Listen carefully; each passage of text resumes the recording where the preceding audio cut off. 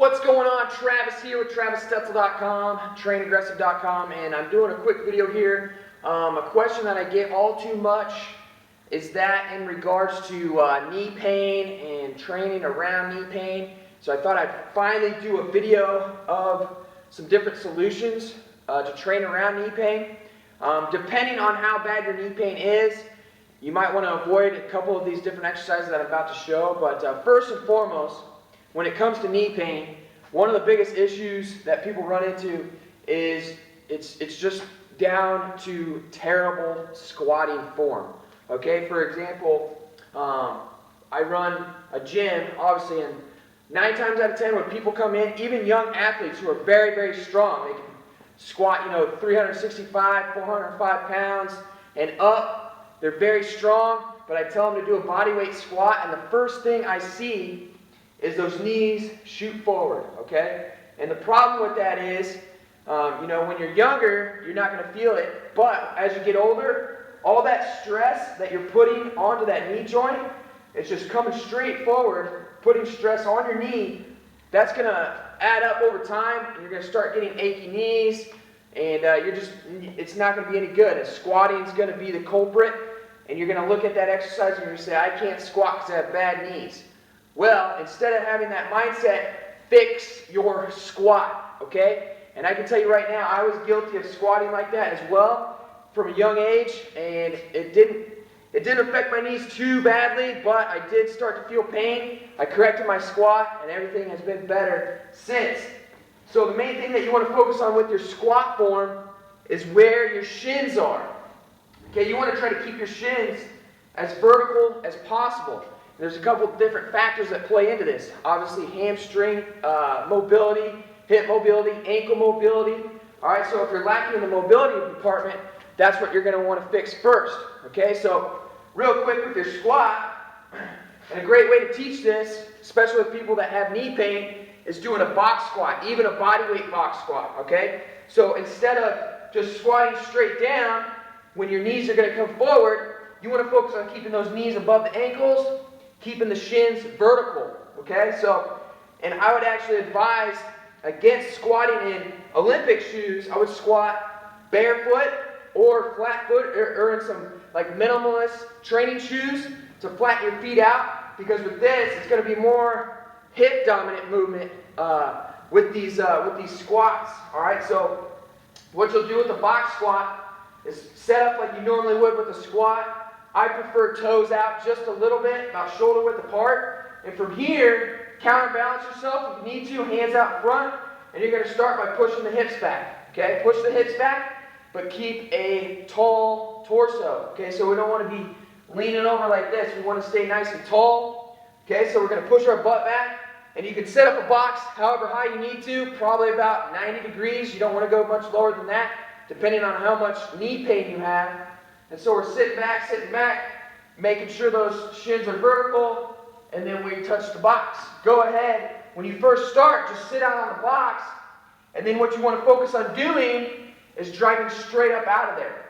What you do not want to do, okay, so you made it this far, your shins are vertical, you don't want to roll forward, because then those knees are going to be put in that bad position again. So once we get down on the box, shins are vertical, focus on pushing your knees out, standing straight up, driving through your heels, keeping those knees right above your ankles. Okay, so another example, boom, we're coming back, boom, under control, straight up. Just focusing on keeping those shins vertical. All right, and you'll find when you do this right, and you don't allow those knees to shift forward, you'll be able to squat with pretty much no knee pain. It'll feel a ton better. And what you'll be doing is getting your hamstrings more involved in the movement. All right, so that's the major difference between a box squat and just a regular like front squat or high bar back squat. Now, a couple different exercises that you can use with the box squat to progress it. Obviously, if you start getting stronger, you want to start adding more weight, and your knees are starting to feel better. It's obviously a weighted box squat, so you can do kettlebell goblet squat, where you hold a kettlebell in front here. You can get 2 kettlebells, you can get dumbbells, whatever you want to use, so we can weight that movement. Boom, we're sitting back. Boom, just focusing on keeping those knees right above the ankles. Now another quick example exercise, if you do want a box squat, okay, you can use a low bar back squat.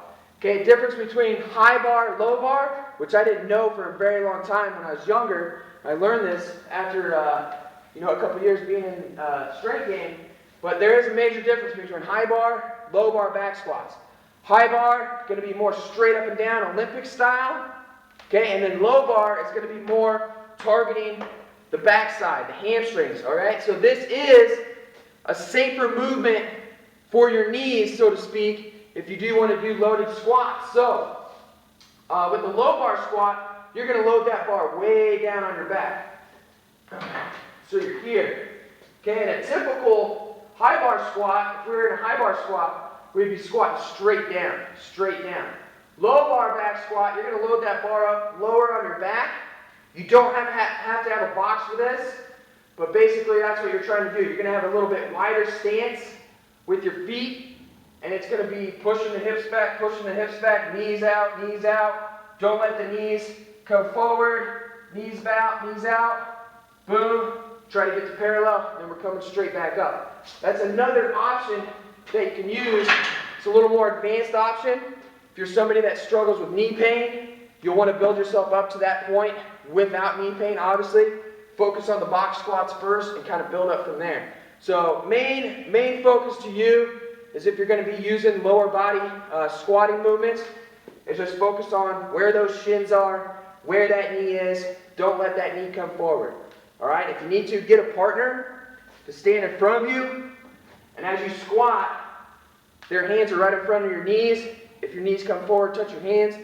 There needs to be some adjustments going on there. So, one last quick tip with these before I forget, with these box squats, is make sure you don't turn it into, like RDL or like a good morning. So you're not sitting way back, okay? As I mentioned at the start, you want to keep your chest up, just sit back, vertical, boom, right there. So you don't want to oversit.